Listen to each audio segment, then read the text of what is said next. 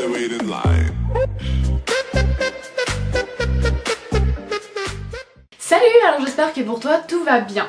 Donc aujourd'hui on va se retrouver pour une vidéo qui est un peu la suite en fait des papiers pour le voyage. Et je vais parler tout simplement du permis international. Donc voilà, le permis international ça ressemble donc à ceci. Donc il y a à l'avant donc la date de validité jusqu'à quand il est valide. Donc moi en gros tu l'as vu, c'est jusqu'au 4 décembre 2021. Donc tu auras compris, le permis international pour commencer il est valable 3 ans. Quand tu ouvres ton permis international à l'intérieur ça ressemble à ça. Donc là bon c'est pas du tout en français, le français est en fait à la fin. Donc normalement il y a ta photo, bon là je sais pas où tu la mets mais tu peux mettre ton nom, je sais plus après ce qu'il y a noté. Là tu mets, enfin c'est pas toi qui mets, c'est la préfecture en fait. Mais là en gros c'est les voitures que tu pourras conduire. Il faut savoir que le permis international fonctionne comme le permis français en fait. Tout simplement si en France tu peux conduire des catégories A, B, C, et bien sur le permis international tu seras noté à la catégorie A, B, C. Je vais te montrer peut-être en français. Là où il n'y a pas mon nom de préférence.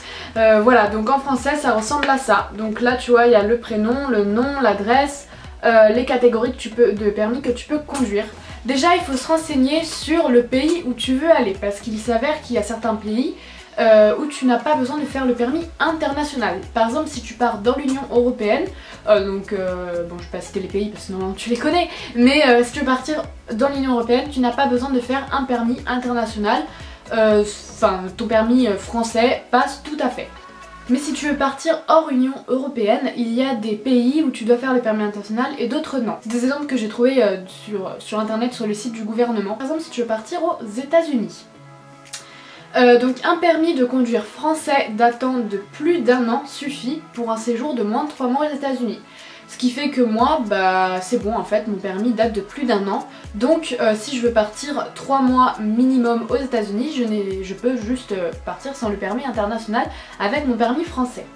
Si on veut partir en Afrique du Sud, un permis de conduire français est reconnu s'il est certifié et traduit par le consulat. En Nouvelle-Zélande, un permis de conduire français accompagné d'une traduction certifiée conforme permet de conduire pendant 1 an. Dans la province du Québec, donc entre parenthèses Canada, on peut conduire avec un permis de conduire français pendant 6 mois. Bien se renseigner dans le pays dans lequel on veut partir et la durée pour laquelle on veut partir. Mais il faut quand même bien se renseigner sur les gens qui ont des expériences de voyage, etc. Je prends l'exemple des États-Unis. Normalement, moins de 3 mois, enfin voilà, si tu pars à moins de 3 mois aux États-Unis, t'as pas besoin de faire le permis international. Mais il est conseillé de le faire parce que les locations, enfin les agences de location, parfois réclament en fait le permis international pour pouvoir louer une voiture. Enfin, faut bien se renseigner par rapport à ça. Faut bien se renseigner voilà, si l'agence de location dans laquelle on veut aller prend les permis normaux ou pas. Et il faut aussi faire attention parce que j'ai vu certains témoignages de gens qui disaient que comme la police avait l'habitude en fait que les étrangers aient le permis international, si nous arrêtaient et qu'on se présentait avec le permis français, des fois ils comprenaient pas trop et même si c'était légal, des fois ils savaient pas trop ce que c'était, ils étaient pas sûrs, alors qu'au moins si tu as ton permis international, le policier, c'est plus sympa. Le policier, il comprenait plus que voilà, t'avais le permis international et il comprenait le truc. Autre chose sur laquelle il faut se renseigner, je prends l'exemple de l'USA, mais peut-être c'est pareil dans d'autres pays. En fait, j'ai fait une réunion il y a pas longtemps pour partir au pair aux États-Unis. Bref, on va pas revenir dessus. Et elle nous a expliqué que quand on part dans un pays, enfin en tout cas aux USA, pour plus de 3 mois, le permis international au bout de 3 mois il sert plus à rien. Donc il faut en fait passer un permis dans l'état, dans le pays dans lequel on réside. Donc ça c'est pour les États-Unis, mais peut-être que par exemple tout à l'heure je crois que c'était au Québec où c'est 6 mois, peut-être que si on reste 7 mois au Québec, et peut-être qu'on devra passer un permis là-bas en fait, un permis dans le pays où on est. Voilà, donc ça aussi il faut bien se renseigner combien de temps on part, où on part et voilà. Et une autre chose pour laquelle il faut se renseigner au niveau de la conduite, c'est l'âge légal à laquelle on peut conduire dans le pays. Voilà, parce qu'il y a peut-être des pays où on peut conduire à partir de 21 ans, d'autres à partir de 18 ans, enfin voilà, ça dépend de chaque pays. Donc bien évidemment, le permis international n'est pas accepté en France. En France, on roule avec son permis français, enfin sauf si on est un étranger, on peut avoir le permis international bien évidemment. Mais moi par exemple qui suis française, et toi peut-être aussi, eh bien si tu as le permis, tu dois conduire avec ton permis et pas un permis international. Ah oui, et une chose que j'ai dit, bien sûr, si tu pars à l'étranger avec le permis international, n'oublie pas d'emporter ton permis français parce que c'est accompagné, enfin ça va ensemble, voilà, c'est obligatoire. Voilà, tu n'as pas juste ton permis international, tu as les deux.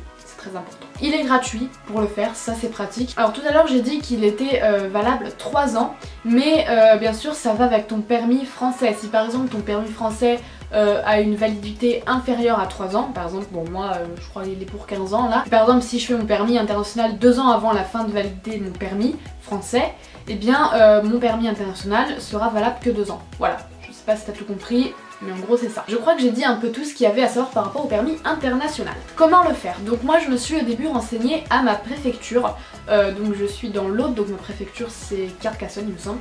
Donc je me suis renseignée à cette préfecture.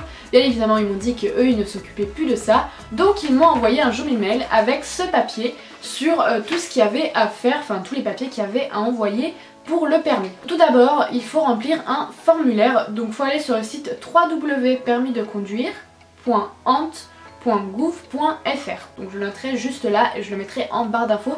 De toute évidence je mettrai en barre d'infos les sites du gouvernement pour, où j'ai trouvé les informations pour le permis, et je mettrai aussi ce site là.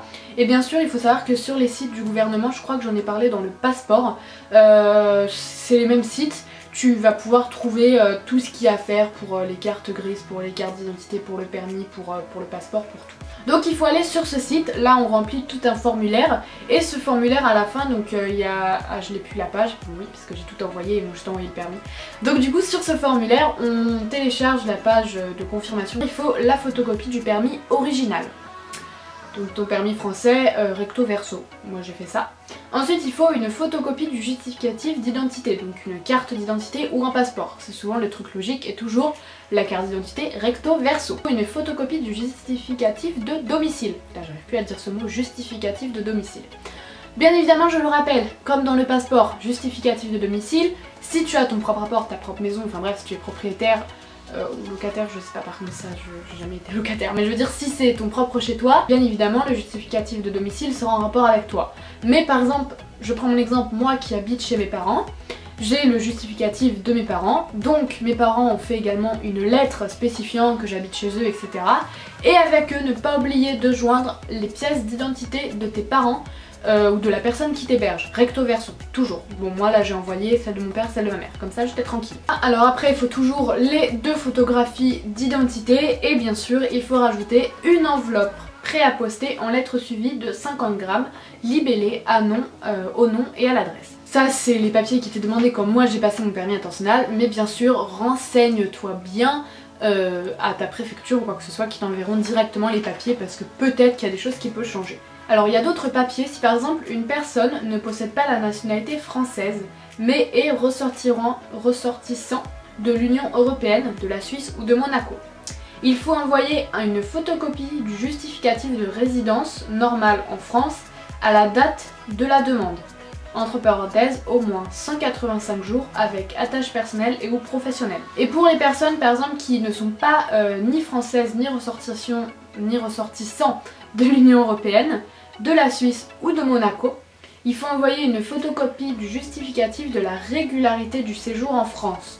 Passeport avec vignette OFII je crois, et carte de séjour temporaire, carte de résident ou titre pluriannuel, etc. Bon bref, de toute façon les personnes qui sont concernées je pense qu'elles comprennent. Pour les personnes qui ne sont pas domiciliées à Paris, moi par exemple, j'ai donc envoyé mon dossier à la préfecture de Loire-Atlantique, bref il y avait l'adresse, au pire je mettrai l'adresse en barre d'infos. Et par contre pour les personnes qui sont domiciliées à Paris, et ben ils envoient leur domicile à la préfecture de police de Paris. Et une autre chose à dire, moi j'ai mis à peu près 5 semaines à recevoir mon permis international.